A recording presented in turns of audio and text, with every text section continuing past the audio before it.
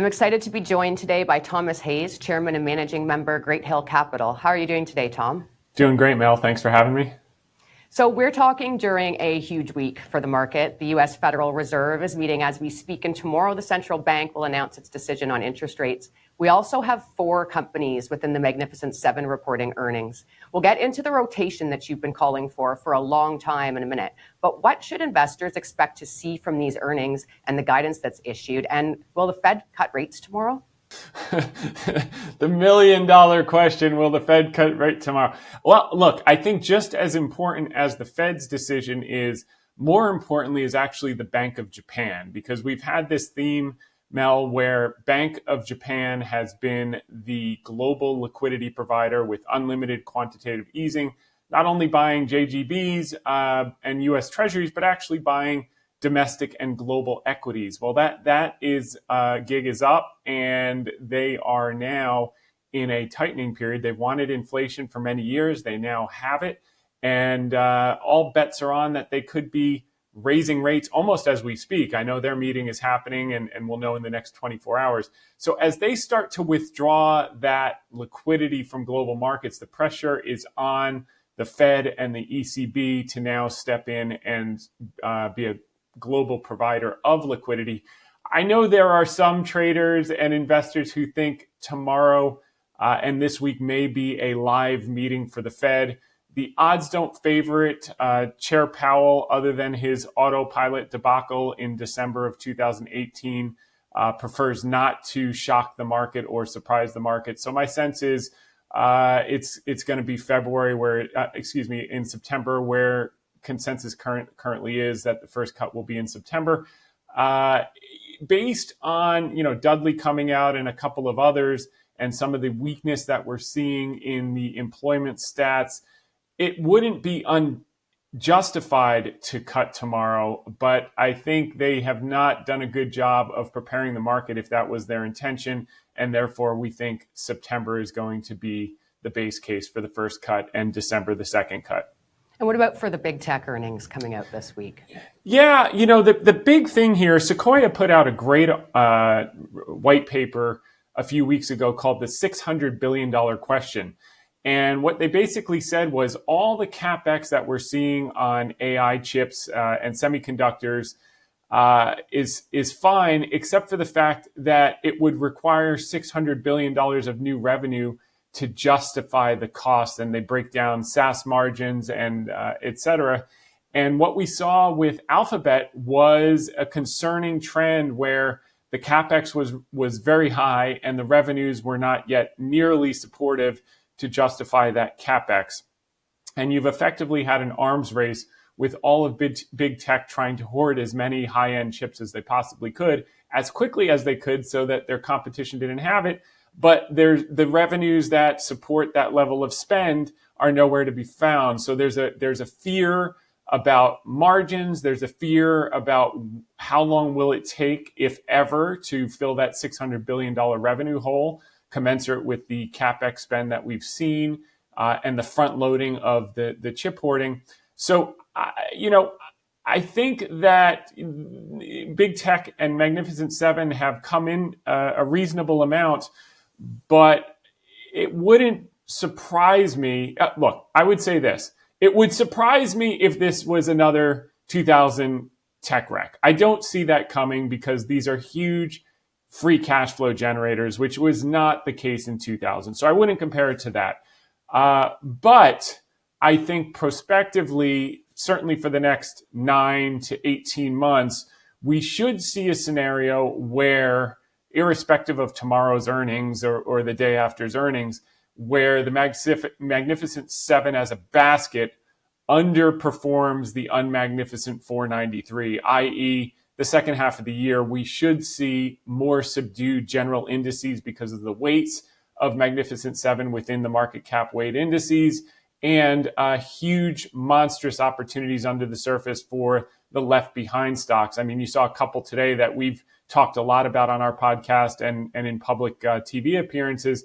PayPal is up 7-8% today on beating earnings. Stanley Black & Decker, talk about old world. is up 7 or 8% on beating earnings. So there's a lot of great stuff happening under the surface that gets no headlines, while everyone's overcrowded into the Mag 7. That the air is leaking out of that balloon. I wouldn't say it's going to pop or anything like that. I would just say it's going to be much more subdued for the near term. Yeah, so you've been calling for a rotation out of the Mag 7 and big tech into small caps, even though, as you said, there's been a lot of skepticism around that idea. Now we see that shift appears to have started. Can you walk us through your thesis and what you see happening into the end of the year and even into next year? I know on your podcast you referred to 2025 as the year of the small caps. Yeah. I think we've started in 2024, and we'll see more of that in the second half of 2024, and that should continue into 2025. As a matter of fact, historically, since World War II, small caps outperform large caps by about 11% in the first 12 months after the first cut. So if our base case is correct and September is the first cut, that would imply a meaningful outperformance again for another 14, 16, 18 months, the first part of that easing cycle. And I think that's going to be positive. But, a lot of people are skeptical that, there have been several fake outs, et cetera. And I think what's different this time is the earnings composition has dramatically changed. So we started the year with enormous earnings growth for the Magnificent Seven. With the first quarter alone, they had 50% earnings growth, 50. And the Unmagnificent 493 had negative 1%. So it's no wonder that they dramatically underperformed the 493, and the Mag 7 dramatically outperformed. The earnings growth was there.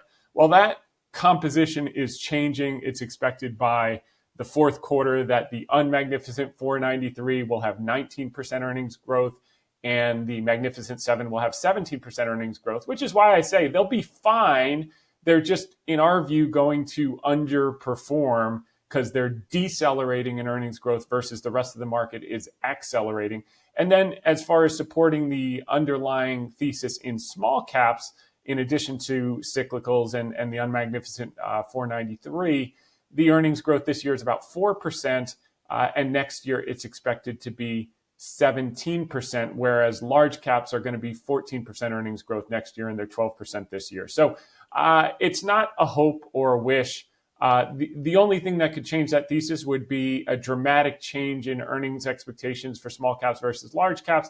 And so far, we're not seeing that. So far, it's actually right on schedule, and we're going to see more of that.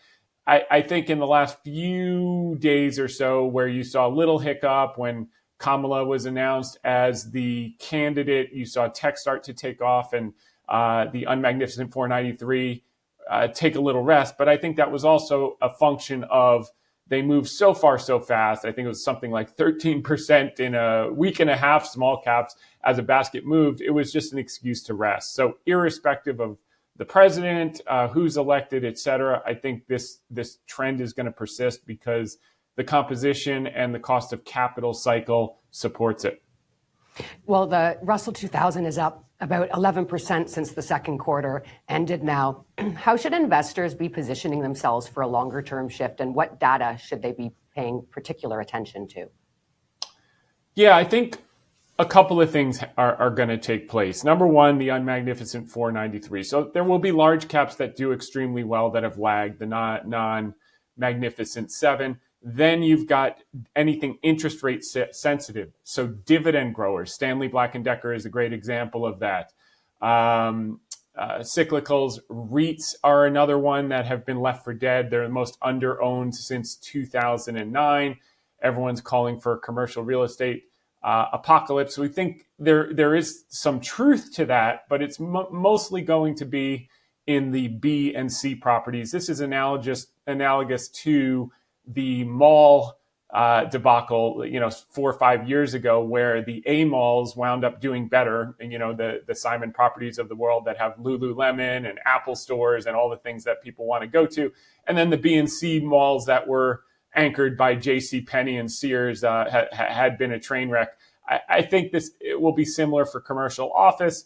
I think there's a little bit of froth in the multifamily in certain areas in the country. We'll see some of that. But I think it'll be a slow motion unwind and lenders incentivized to extend and pretend. So it won't be an acute, abrupt type of pop. It will be more of a slow leakage that can be contained, and the rest of the market can pick up the slack. The other thing that's happening at the same time, Mel, that few people are focused on is we have been in a dramatic recession for the last 2 years. It's just been contained. Well, it started with the 2 quarters of negative GDP growth, and in 2002, first quarter, second quarter, and it was supported by a massive manufacturing slowdown, the destocking cycle. That has now bottomed and is starting to turn up. We're starting to see more positive signs, slowly green shoots where manufacturing is coming back. And we're certainly seeing very green shoots for the destocking cycle being in the rearview mirror and the restocking cycle just starting. And that's not the time that you hit tops in markets or ends of cycles. That's more the time when you hit second legs and refreshes a cycle. And that's what we're starting to see right now, as evidenced in Stanley Black & Decker is a great example of that this morning. They spent 8 quarters destocking, and now they're restocking. Their free cash flow is going through the roof. They paid down a bunch of debt. They've taken the costs out, and we're seeing that among many of the unmagnificent 493. Can you give us a rundown of 3 stocks that you're bullish on into the end of the year? Yeah, I can do that for sure. We love PayPal. We've liked that for a while. It's been dead money for a number of months, but I think today was the breakthrough quarter. We saw the revenues were up 8%, their earnings were up 17%, their payment volume was up 11%, their free cash flow for the quarter was $1.4 billion. I mean, how many quote unquote turnaround situations do you see that they're generating $6 billion of cash per year and you can't give the stock away? So, and their margins are coming back. So they not only took guidance up, they said, by the way, we're not going to do $5 billion of free cash flow. We're going to do $6 billion of free cash flow. Oh, and by the way, remember how we said we're going to buy back $5 billion worth of stock this year? Yeah, we changed our mind. We're going to buy back $6 billion worth of stock this year. So Alex Chris, who came from Intuit, he ran the small business division, which was responsible for 50% of the revenues of a stock that went up 20 something times during his tenure, 20x plus, has taken the reins of PayPal. And he laid out his plan earlier this year. It fell flat, but he's executing, and we saw that, and we're seeing the movement in the stock price today. And we believe it's just the beginning of many good things to come on PayPal. And then Stanley Black & Decker, as I said, they sold a non-core business, paid down $1.2 billion of debt. Their cost reduction plan to cut $2 billion of costs by the end of 2025 is almost 75% done. They've taken nearly $1.5 billion of costs out of the business. The business is inflecting. They have DeWalt, they have Craftsman, they have Stanley, they have Black & Decker. So if you believe in construction and you believe in manufacturing and you believe there's going to be an increased demand for tools and you believe in the housing shortage and you believe that the millennials are going to continue housing formation for the next 5 years, you want to own Stanley Black & Decker, or at least we own it. You should do whatever you want to do, opinion, not advice. Then, we like, as you can tell, we like durable businesses that are temporarily out of favor. We like Disney, okay? You can't give Disney stock away. They just had their greatest box office of an R-rated movie in history with Deadpool and Wolverine. I didn't get a chance to see it, but I guess I'll have to now as an owner of the business. And we look at the sum of the parts. And what's fascinating about Disney, there's so much pessimism and noise around Disney. But if you do the sum of the parts, the parks and the experiences and the consumer products do about $10 billion of EBITDA. It's probably a little bit more now. So that's worth about $80 a share. Okay, as of a couple of days ago, the stock was trading around $90 a share. It's bumped up a little bit since the weekend. Still incredibly cheap. What that means is effectively the market is assigning zero value to Disney Plus, which has 100 53 million subscriptions. ESPN, which is the number one sports property in the world and currently gaining share, not losing share. You've got Hulu, you've got the TV networks, and you have the movie theatrical releases like we saw this weekend and we saw with Inside Out 2, which was a huge success. That's going to be another multi-billion-dollar blockbuster. And the market is currently assigning, for all of those pieces of the business, Mel, the market is assigning $0 of value.